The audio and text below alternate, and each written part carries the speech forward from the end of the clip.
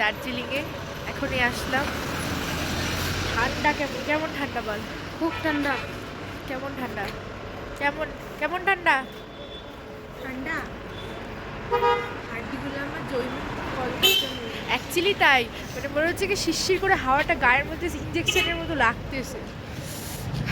খুব ঠান্ডা।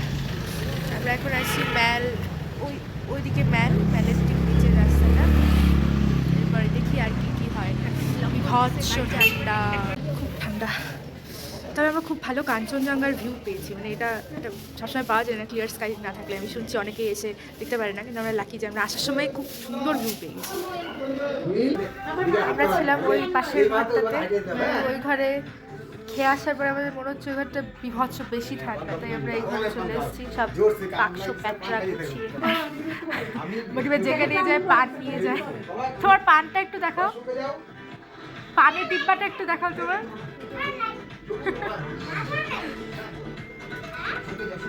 আমরা মোটামুটি সবাই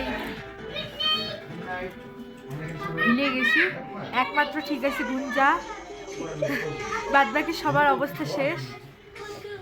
মনে হচ্ছে ঘোড়ার বদলে ঘুমাতে হবে।